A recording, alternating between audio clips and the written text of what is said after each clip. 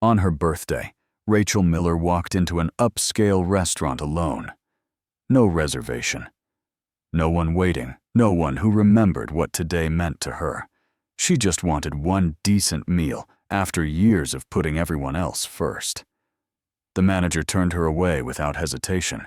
The well-dressed couples and groups at their tables pretended not to notice. When she turned to leave in silence, a waiter stepped forward. Daniel Brooks was a single dad who understood what it felt like to be forgotten. What he did next could cost him everything. But he did it anyway. Rachel had spent 20 minutes in front of her closet that evening. She pulled out the black dress she bought 3 years ago for a job interview that never happened. It still had the tags on. She removed them carefully, pressed the fabric with her hands, and tried to remember the last time she dressed up for herself. The answer made her throat tight, so she stopped thinking about it. Her daughter was at a sleepover. Her ex-husband was somewhere she stopped tracking years ago. Her mother had called that morning to wish her well, but forgot to mention the actual day. Rachel stood in her small apartment, looked at herself in the mirror, and made a decision. She would take herself out. She would have one nice meal.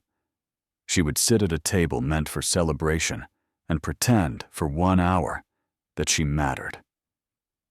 The restaurant was called Meridian.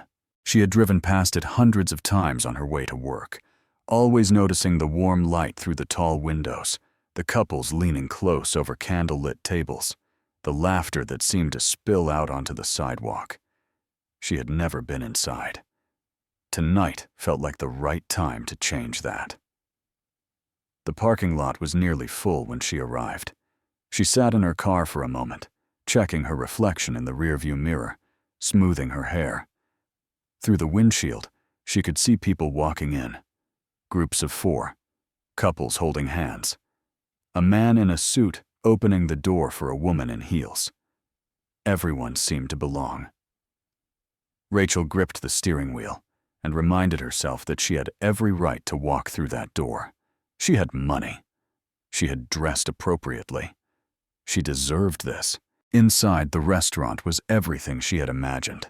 Soft jazz played from hidden speakers. The tables were covered in white linen. Candles flickered in glass holders. The air smelled like roasted garlic and fresh bread. Rachel stood just inside the entrance, taking it in, feeling the weight of her decision settle in her chest. She had done it. She was here. A man in dark suit approached her from behind the host stand. His name tag read Stephen. His smile was professional, but did not reach his eyes. He looked at Rachel, then past her, as if expecting someone else to walk in behind her. When no one did, his expression shifted slightly. It was subtle, but Rachel caught it. She had spent years reading people's faces, learning when she was welcome and when she was not. Stephen asked if she had a reservation.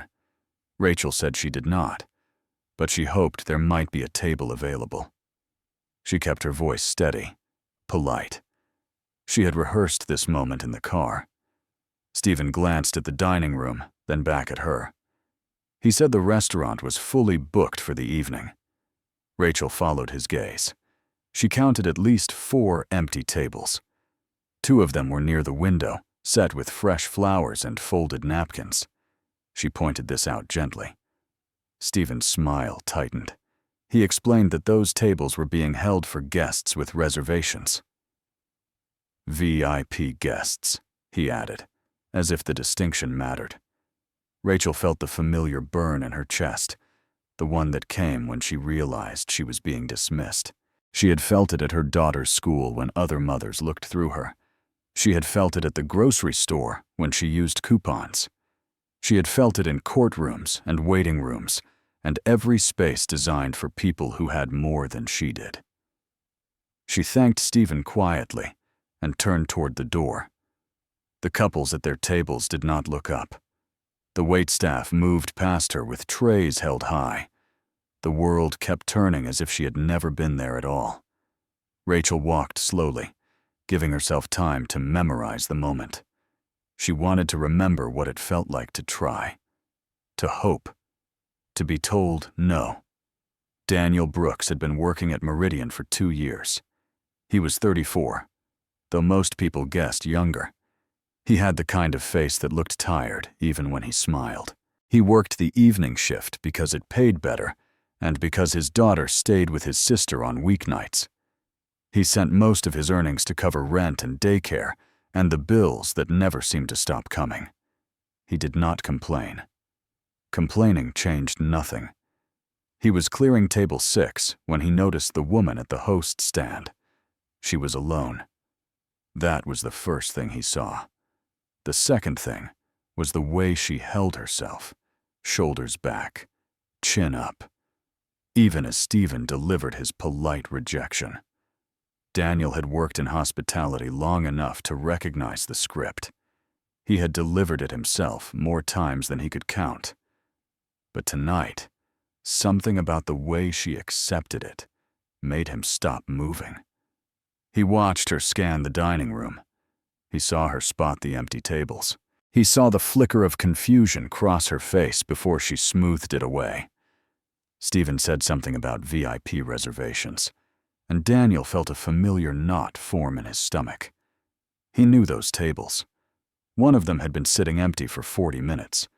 The reservation had been canceled an hour ago, but Stephen liked to keep a buffer, just in case someone important walked in. Rachel turned to leave. Daniel set down the plates he was holding and moved closer, close enough to hear her say something under her breath as she reached for the door. Her voice was soft, almost a whisper, but the words were clear. Today was supposed to be different. Just once. Daniel did not mean to react. He had trained himself not to get involved in these situations.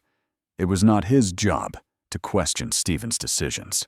It was not his place to override policy. But then Rachel said one more thing, so quiet he almost missed it. She said, "I just wanted one meal on my birthday." The words hit him harder than they should have. Daniel knew what it was like to be forgotten. He knew what it was like to celebrate alone, to mark another year with silence instead of song. His daughter's mother had left when their girl was 2. Since then, birthdays had been small, simple affairs. Just him and his daughter, blowing out candles on a grocery store cake. He had learned to make peace with it. But hearing Rachel say those words brought everything back. The loneliness, the quiet, the feeling that the world had moved on without you. Stephen was already turning away, satisfied that the situation had been handled. The dining room buzzed with conversation and laughter. No one else had noticed Rachel standing there, her hand on the door, her face carefully blank. Daniel looked at the empty table near the window. He looked at Stephen's back. He looked at Rachel. He made his choice before he could talk himself out of it. He stepped forward, his voice low but firm, and said her name, even though he did not know it yet. She turned. Their eyes met. And in that moment, Daniel Brooks became the kind of person who broke rules for strangers. Rachel stopped with her hand on the door. She turned slowly, expecting to see Stephen calling her back with some last-minute apology or clarification. Instead, she found herself looking at a man in a white server's uniform. He was tall, but not imposing, with dark hair that needed a trim and eyes that held something she recognized. Exhaustion, maybe, or understanding. He was holding a menu in one hand, and his other hand gestured toward the dining room, as if he had been waiting for her all along. Daniel spoke before he could second-guess himself. He told Rachel that there had been a cancellation and a table was available after all. His voice was calm, steady, the way it got when he was lying to his daughter about how much money they had, or whether everything would be okay. Rachel stared at him.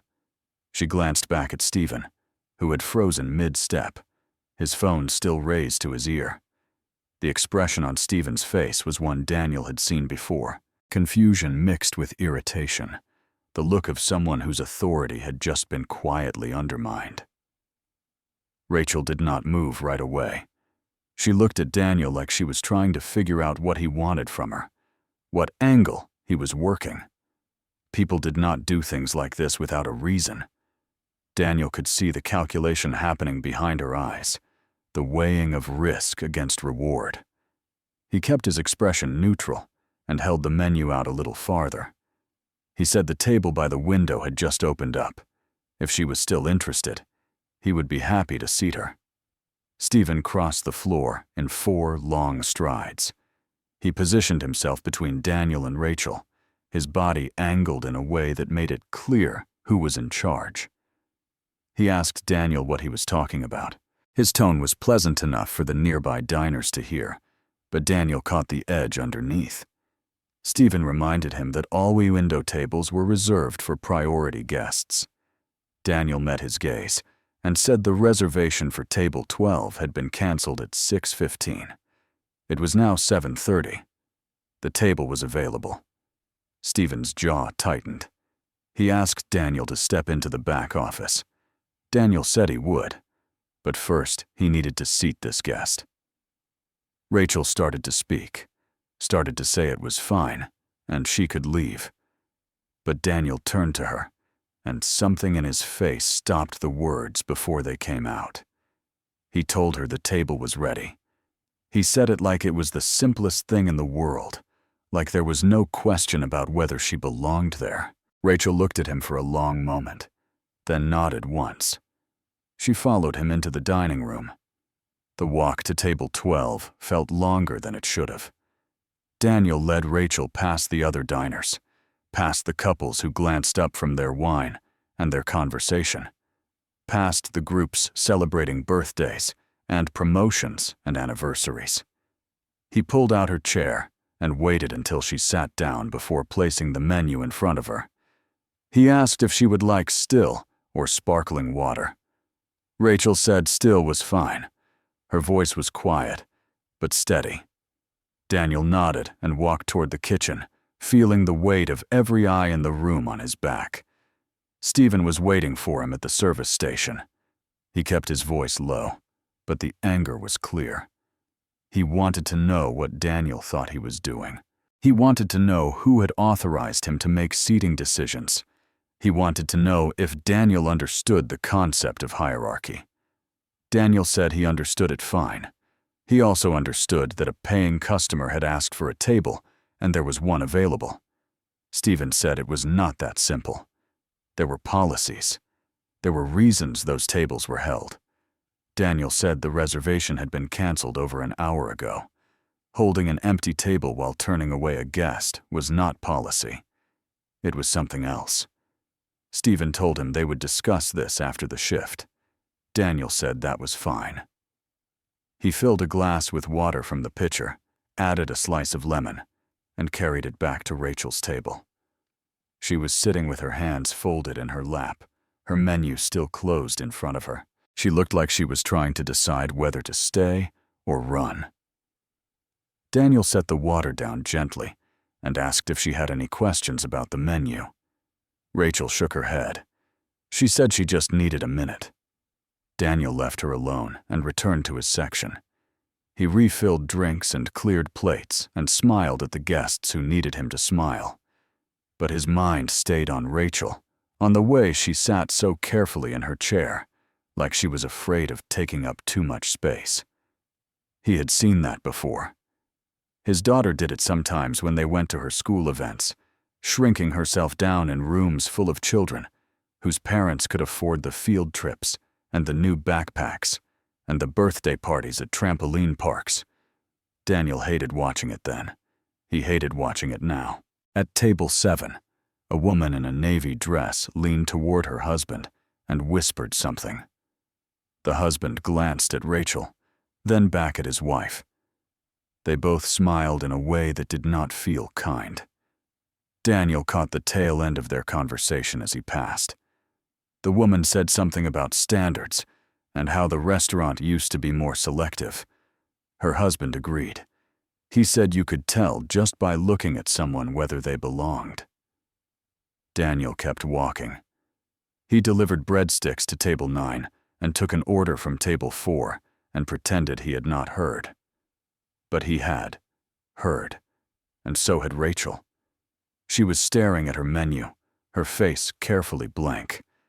But Daniel saw the way her shoulders had drawn in, the way her fingers gripped the edge of the laminated pages. She was trying to disappear again. Daniel walked over to her table and asked if she was ready to order. Rachel looked up at him. She started to say something, then stopped. She said maybe this was not a good idea. Maybe she should just go. Daniel crouched down beside her chair, so they were at eye level. He told her the seared salmon was excellent tonight. He told her the chef made the lemon butter sauce fresh every evening, and it was worth trying. He told her the chocolate mousse was the best thing on the dessert menu, and if she did not order it, she would regret it. Rachel stared at him. Her eyes were damp, but she had not let herself cry. She asked him why he was doing this. Daniel said because it was her birthday, and because everyone deserved one meal where they felt like they mattered. Rachel ordered the salmon. Daniel wrote it down and took her menu. As he turned to leave, she said his name. He stopped. She thanked him. He told her there was nothing to thank him for, but they both knew that was not true. The tension in the dining room had not eased. If anything, it had thickened. Stephen was watching Daniel from the host stand, his arms crossed, his expression unreadable. A few of the regular customers had noticed something was off. They whispered to each other and looked between Rachel and Stephen and Daniel, trying to piece together the story. One man, older, in an expensive suit, asked his server what was going on. The server, a young woman named Emily, said she was not sure. The man said it seemed like there was some kind of problem. Daniel brought Rachel's order to the kitchen and handed the slip to the chef. The chef, a broad-shouldered man named Marcus, glanced at the table number and raised an eyebrow. He asked Daniel if he had cleared that seating with Stephen. Daniel said he had not. Marcus shook his head, but did not say anything else. He knew better than to get involved in front-of-house disputes. He turned back to the grill and started working on the salmon. While he waited for the food, Daniel refilled water glasses and delivered checks and tried to keep his expression neutral. But he could feel the shift in the room. The guests were no longer focused on their own meals. They were watching Rachel. They were watching him. And they were waiting to see what would happen next. Stephen finally approached him near the bar. He said they needed to talk.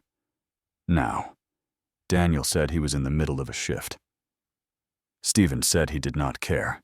He wanted an explanation. He wanted to know why Daniel thought it was acceptable to ignore protocol and seat a walk-in at a reserved table. Daniel said the table was not reserved. It had been sitting empty for over an hour. Stephen said that was not the point.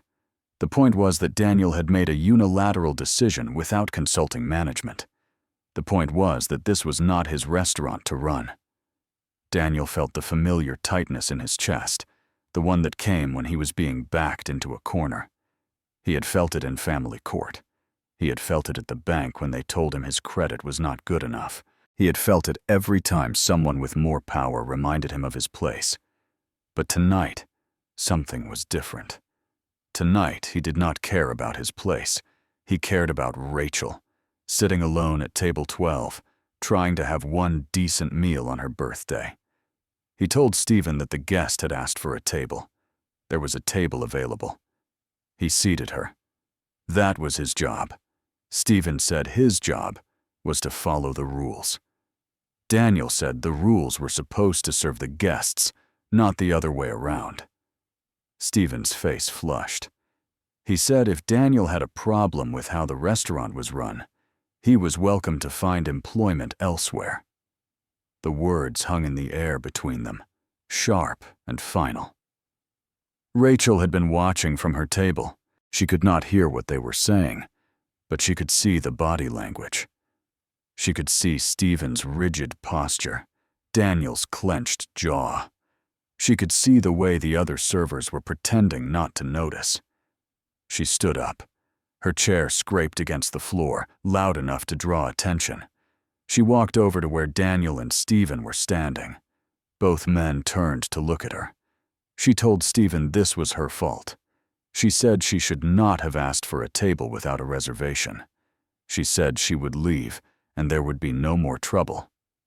Stephen started to agree, started to say that would be best for everyone, but Daniel cut him off. He said she was not going anywhere. She had ordered a meal. She was a paying customer. She had every right to be here. Rachel looked at him. She said she did not want him to lose his job because of her. Daniel said he was not going to lose his job. Stephen said that remained to be seen. The words came out cold and clipped. He told Rachel her meal would be complimentary, and she could leave as soon as it was finished. He told Daniel to come to his office immediately after the shift ended. Then he walked away, his shoes clicking hard against the tile floor. The restaurant had gone quiet. The diners at the nearby tables had stopped pretending not to listen.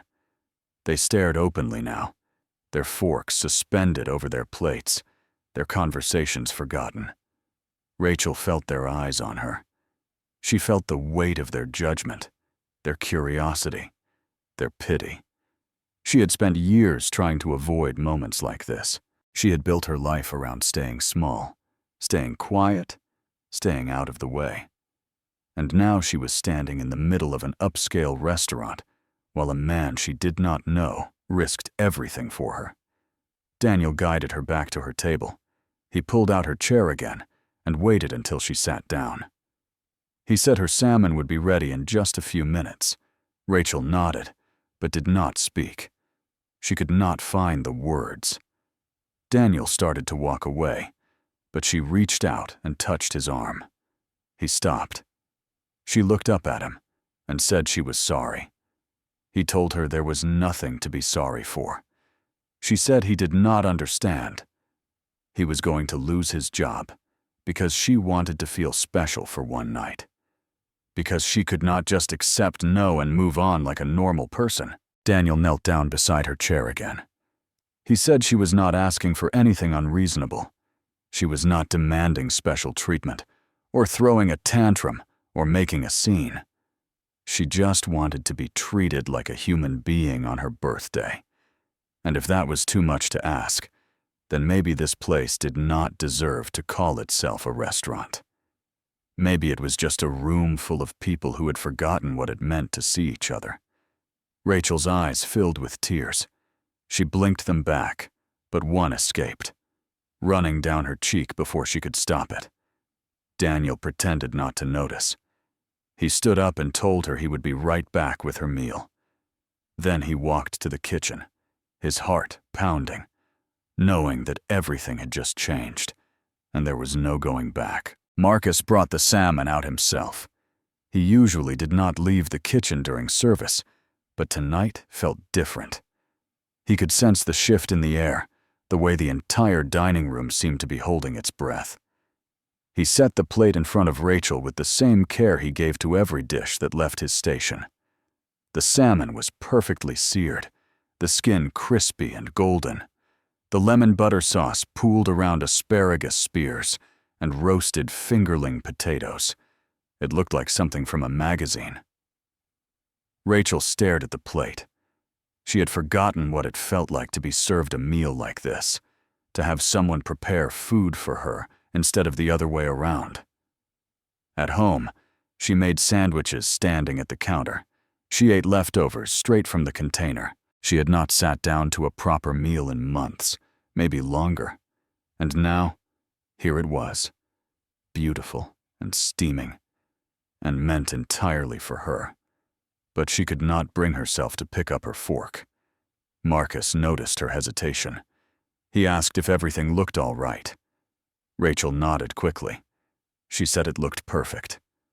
Marcus told her to enjoy it, then glanced over at Daniel, who was refilling water at table 9. Something passed between them, a silent acknowledgement that they were all tangled in this mess now. Marcus returned to the kitchen without another word. Daniel finished his rounds and came back to check on Rachel. He asked if she needed anything else. Rachel looked up at him and said she needed him to tell her the truth. She needed to know if he was really going to lose his job over this. Daniel said he did not know. Maybe. Probably. But that was not her problem to solve. Rachel shook her head. She said it absolutely was her problem. She was the one who walked in without a reservation. She was the one who could not just accept no. She was the reason he was in trouble. Daniel pulled out the chair across from her and sat down. It was against protocol.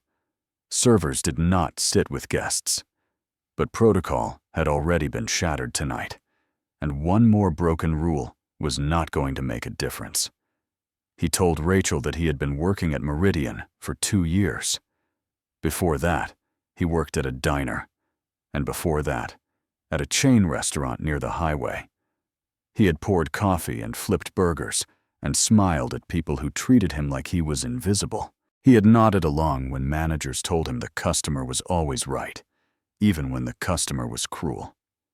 He had swallowed his pride so many times it stopped feeling like a choice. He said tonight was different. Tonight, he saw someone who reminded him of himself. Someone who had worked hard and played by the rules and still ended up on the outside looking in. Someone who deserved better than what they were getting. And for once, he decided to do something about it. If that cost him his job, then maybe it was a job he should not have been doing in the first place. Rachel's throat felt tight. She told him she understood what he was saying, but understanding did not pay his bills. It did not put food on his table or keep a roof over his daughter's head. Daniel said his daughter was the reason he made this choice. He said he wanted her to grow up knowing that her father stood up for people when it mattered. He wanted her to see that doing the right thing was more important than keeping the peace, even if she never found out about tonight, even if he never told her. He would know, and that had to count for something. The woman at table 7 was listening. She had been watching the whole scene unfold, whispering commentary to her husband, making judgments about Rachel's dress and her lack of company, and the audacity of walking into a place like this, alone. But now, hearing Daniel speak, something shifted in her expression. She set down her wine glass and leaned back in her chair. Her husband asked what was wrong. She said she was not sure. She said maybe they had gotten it wrong. At table 4, an older man named George had been dining with his wife. They came to Meridian every Friday. Always requested the same table, always ordered the same wine. George had built his accounting firm from nothing. He knew what it was like to be underestimated. He also knew what it was like to forget where you came from. He had been watching Rachel since she sat down, had seen the way she straightened her napkin and checked her reflection in the spoon. He recognized that nervous energy. He had felt it himself once, decades ago, when he walked into his first business meeting in a suit he could not afford. George stood up. His wife touched his arm and asked where he was going. He said he would be right back. He walked over to Stephen, who was still stationed near the host stand, arms crossed, face set in a grim line. George said he wanted to speak with him about the situation. Stephen's expression smoothed into professional courtesy. He asked how he could help. George said he had been coming to Meridian for 5 years. He had brought clients here, celebrated anniversaries here, recommended it to friends. And in all that time, he had never seen a guest treated the way Rachel had been treated tonight. Stephen started to explain about reservations and policies and the need to maintain standards. George cut him off. He said standards were about quality of service, not about deciding who was worthy of receiving it. He said if Meridian was the kind of place that turned away paying customers because they did not fit some arbitrary profile, then maybe he needed to reconsider where he spent his money. His voice was not loud, but it carried. Other diners turned to listen. Stephen's face flushed. He said there had been a misunderstanding. George said there had been no misunderstanding. He had seen exactly what happened. So had everyone else in the room. The question now was what Stephen planned to do about it. Stephen opened his mouth, closed it, opened it again. He was caught between defending his authority and losing a valued customer. George waited. The silence stretched. Emily, the young server, had been watching from the service station. She was 19 and new to the industry. She had learned quickly to keep her head down and follow orders. But tonight, watching Daniel risk everything for a stranger, something in her broke open. She walked over to Rachel's table and set down a small basket of fresh bread. She said the kitchen had just baked it, and she thought Rachel might like some. Her hands shook slightly as she placed the butter dish beside it. Rachel looked at her, surprised. Emily gave her a small smile and walked away before anyone could stop her. The gesture was tiny, almost meaningless. But in that moment, it felt enormous. Rachel picked up a piece of bread and tore it in half. The steam rose in a soft cloud. She buttered it slowly, carefully, and took a bite. It was warm and soft, and tasted like kindness. She closed her eyes and let herself feel it. Let herself believe, just for a second, that she belonged here. Daniel watched from across the room. He saw Emily's small act of rebellion and felt something loosen in his chest. He was not alone in this. The knowledge settled over him like a weight lifting. He caught Emily's eye and nodded once. She nodded back, then disappeared into the kitchen. Stephen was still standing with George, his composure cracking at the edges. George said he was going to finish his meal and pay his check, but he wanted to make sure that the young woman at table 12 was allowed to finish hers without any further interruption. And he wanted to make sure the waiter who had shown her basic human decency was not punished for doing his job. Stephen said he would take it under consideration. George said that was not good enough. He wanted confirmation. Now. The woman from table 7 stood up. Her husband grabbed her wrist and asked what she was doing. She pulled free gently and walked over to where Stephen and George were standing. She said she wanted to add her voice to George's. She said she had been wrong to judge Rachel. She had been wrong to assume the worst.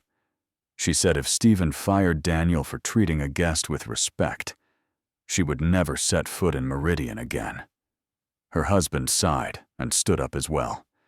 He joined his wife and told Stephen they meant it. They were regular customers. They had influence in the community, and they were watching how this played out. Stephen looked around the dining room. More people were watching now. Some looked curious. Some looked uncomfortable. A few looked angry on Rachel's behalf. The room had turned against him without him realizing it. He had thought he was enforcing standards, maintaining order. But somewhere along the way, he had crossed a line, and now he was standing on the wrong side of it. He told George and the others that there would be no disciplinary action against Daniel. He said the situation had been handled, and everyone could return to their meals. George said that was not quite enough. He said Stephen needed to apologize to Rachel. Stephen's jaw tightened. He said he had already offered to comp her meal. George said an apology was not the same as a discount. Stephen looked at Rachel, who was still sitting at table 12, her bread half-eaten, her salmon untouched. He walked over to her table. Daniel moved to intercept, but Rachel shook her head slightly. She wanted to hear what Stephen had to say. Stephen stopped in front of her and cleared his throat. He said he apologized for any confusion earlier. He said the restaurant valued all of its guests, and he should have made that clear from the start. The words came out stiff and rehearsed, but Rachel accepted them with a nod. She said she appreciated it. Stephen turned and walked back to the host stand, his face carefully blank. The dining room slowly returned to normal. Conversations resumed. Forks clinked against plates. The jazz music that had been playing all evening seemed louder now. Or maybe Rachel was just noticing it for the first time. She picked up her fork and cut into the salmon. The fish flaked perfectly under her knife. She took a bite and tasted the lemon butter sauce, the herbs, the care that had gone into preparing it. It was delicious. It was everything she had hoped for. Daniel came back to her table and asked if everything was all right. Rachel said it was better than all right. She said the salmon was perfect. Daniel smiled, a real smile this time, not the professional one he wore for customers. He said he was glad. He started to leave, but Rachel stopped him. She asked if he had a minute to talk. Daniel glanced around the dining room. It was late now, almost 9. Most of the tables had cleared out. The rush was over. He said he had a minute. Rachel asked him about his daughter. She asked how old she was, what she liked to do, whether she knew how lucky she was to have a father like him. Daniel said she was 6. She liked drawing and dinosaurs and making up songs that did not rhyme. And no, she probably did not know she was lucky yet, but maybe someday she would. Rachel smiled. She said her own daughter was 8. She liked reading and soccer and easing questions that Rachel did not know how to answer. She said being a single parent was the hardest thing she had ever done, but also the best. Daniel said he knew exactly what she meant. They talked for a few more minutes, trading stories about school pickups and bedtime routines and the small victories that made it all worthwhile. It was an easy conversation, the kind you have with someone who understands your life without needing it explained. When Daniel finally excused himself to finish his closing tasks, Rachel felt lighter than she had in months. She ate slowly, savoring every bite. When Emily brought out the chocolate mousse Daniel had recommended, Rachel almost cried again. It came with a single candle stuck in the center, burning bright and steady. Emily said she hoped Rachel did not mind. She thought every birthday deserved a candle. Rachel blew it out and made a wish. She wished for more moments like this. More people like Daniel and Emily and George, and even the woman from Table 7, who had changed her mind. More kindness in a world that often felt short on it. When she finished, she paid her check and left a generous tip. She wrote a note on the receipt, thanking Daniel for everything. She did not know if he would see it, or if it would matter. But she wanted him to know that tonight had changed something for her. She had walked in feeling invisible, and walked out feeling seen. That was worth more than any meal. Daniel found the note when he was closing out the register. He read it twice, then folded it carefully and put it in his pocket. Stephen called him into the office as promised, but instead of firing him, Stephen said they needed to have a conversation about protocol and decision-making, and respecting the chain of command. It was a lecture, not a termination. Daniel listened and nodded in the right places, and knew he had kept his job. More importantly, he had kept something else, his dignity, his sense of who he wanted to be in the world.